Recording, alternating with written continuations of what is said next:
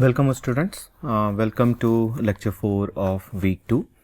So in previous lectures we have discussed about technology, the integrated control and command centers and digital infrastructure, and today we will move to the most important component of the smart city, that is the citizen.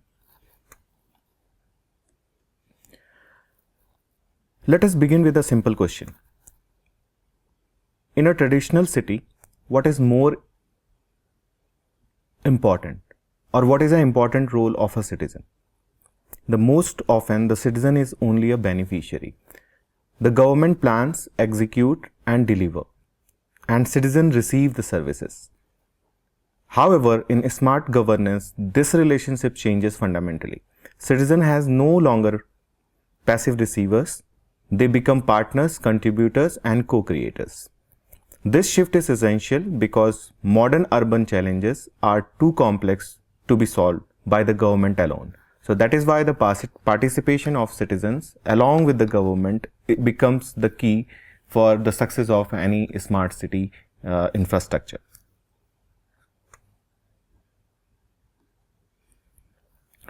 Now question is, why citizen participation matters most? Cities today are highly complex socioeconomic system.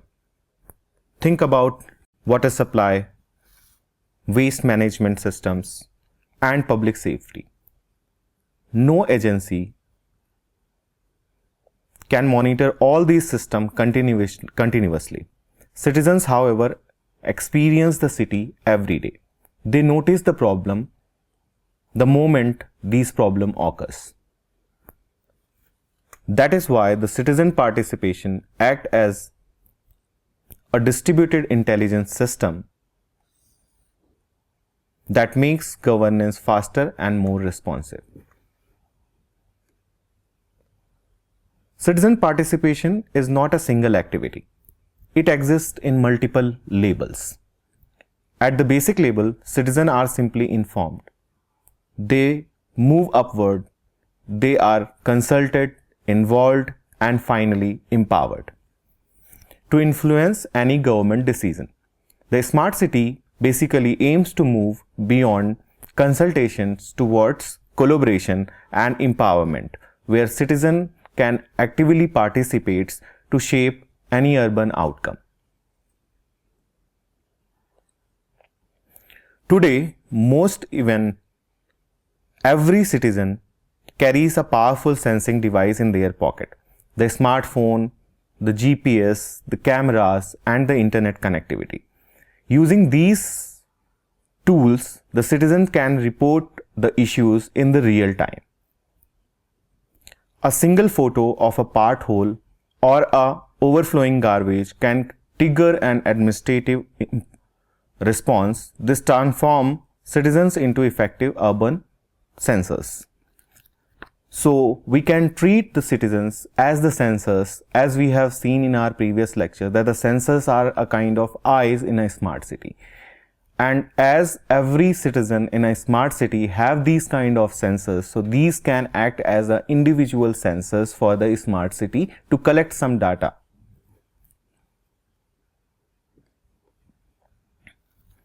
Let us briefly understand how this information flow through the system. Once the data is submitted by the citizen using some citizen apps, maybe using the mobile application or some other devices, these data or these information reach to integrated command and control center. From there, it is routed to the relevant department. Let's suppose if information is about the water supply issue, or if the information is about some issue on the pavement or road, then this information will be conveyed to the corresponding departments, maybe the water department or maybe the road department.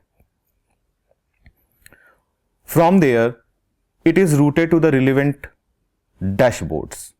Now these dashboards will display whatever the information is there, and this ensures proper transparency, monitoring and timely action.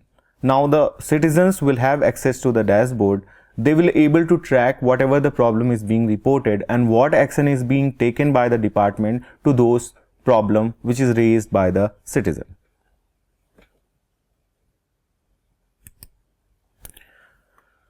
Now let's try to understand this further.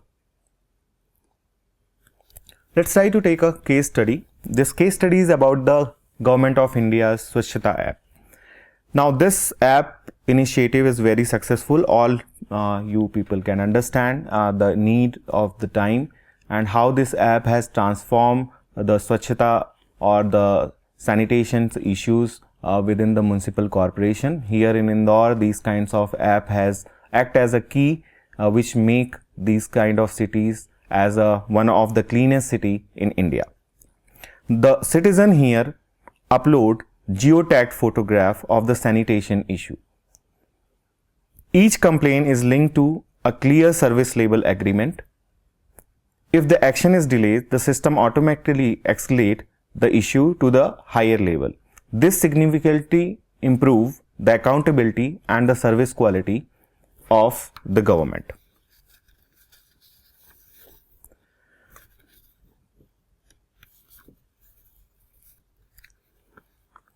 Interestingly, participation does not always require active effort from the citizen. Application like Google Maps collects different types of data, may be related to the speed, related to the location of the person or vehicle automatically. And when these type of data are aggregated, this reveals the congestion pattern, the peak hour traffic pattern of a city or a particular road network. The citizen participate without even realizing it. Because you carry the mobile, you use the Google Maps, so Google can access these kind of information and use these information to make you aware of any kind of traffic or to support the study related to congestion and traffic.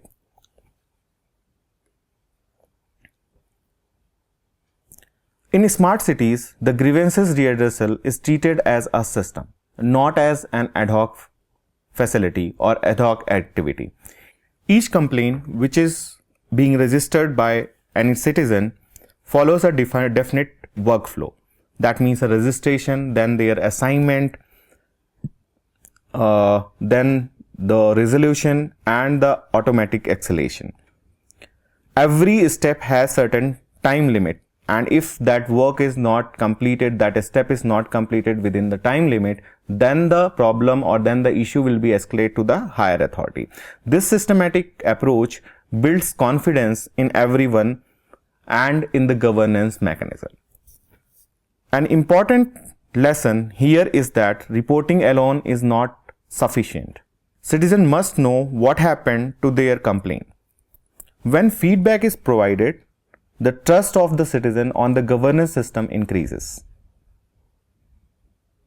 When feedback is missing, the participation declines. Closing the feedback loop is therefore central to smart governance. So whenever the feedback loop is closed, then the trust on the governance will be improved. Citizen participation also plays a role in urban planning.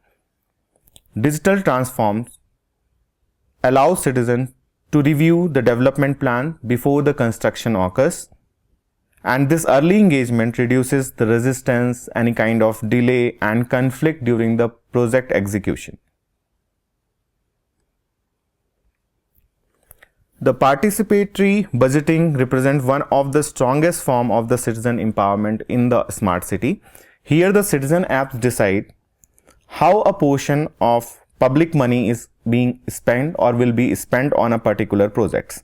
Projects are proposed by citizen, technically evaluated by the technical experts or engineers, and finally prioritized through the voting from the citizens.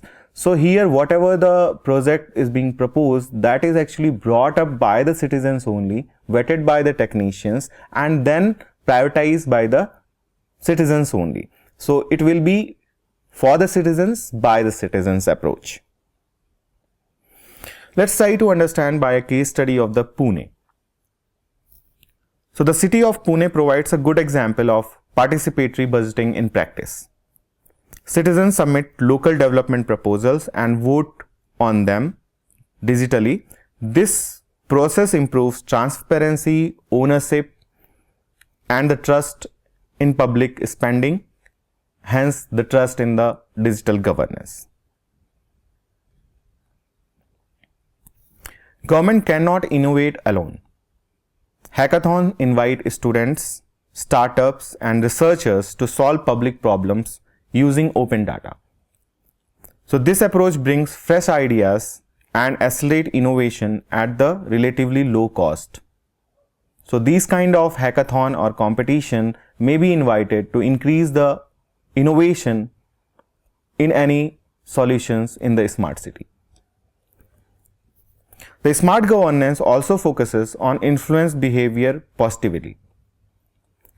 Gamification uses points, badges, and letterboards to encourage civic responsibility. Behavioral nudging subtly guides choices without forcing compliance. Now, social media have very important role in each and every aspect. Hence, the social media can also be useful as a tool in government e-governance also, and also the social media can act as a censor in e-governance. The citizen often express the dissatisfaction on the social media before filing any complaint. Nowadays you can see the tweets or now the comments on X several times raising some issues on the railway, maybe some issues on the sanitation in some part of city.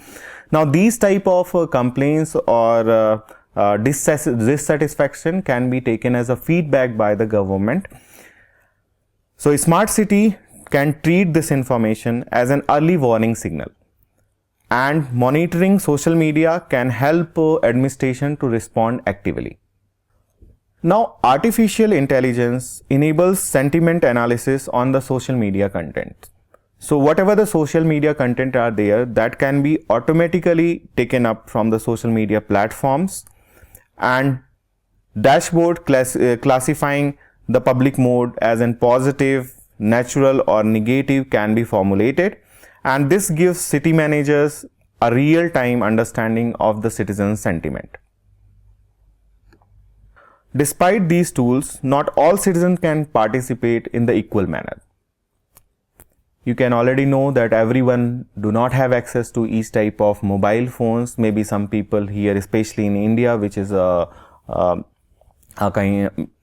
developing country, so every people do not have access to the 5G, 4G or internet services. They might not be having the social media accounts. So equal participation from each and every citizen is not ensured. So elderly population, low literacy groups and marginalized community may face some barriers in accessing these tools. So digital inclusion remains a key challenge in the smart governance everywhere.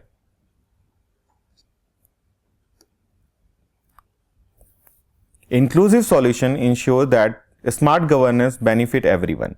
Voice-based system, multilingual interfaces, and common service centers provide assisted access for the citizen who are not comfortable with the digital technologies.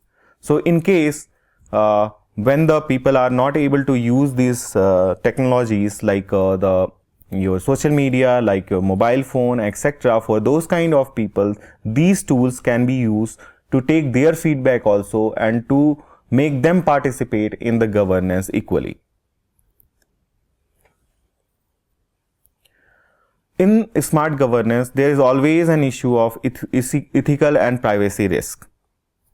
Citizen participation also raises these concerns. Excessive surveillance, data misuse, and profiling can quickly erode the trust of the citizens on the governance. The responsible data governance and the strong privacy safeguards are essential so that the trust of public can be built.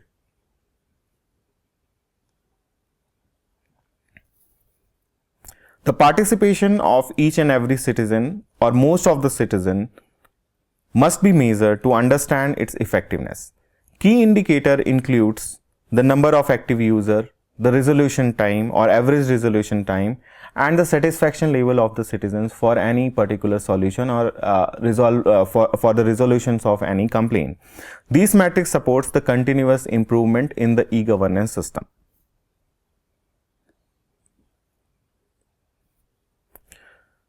When done well, the citizen participation leads to better services and in stronger trust. It also contributes to more sustainable and resilient urban development. So, in this part of the lecture, we can conclude like citizen participation is the backbone of the smart governance. Citizens are not just the beneficiaries but the co-governors, and technology enables the scale, but trust and engagement determines the success. So our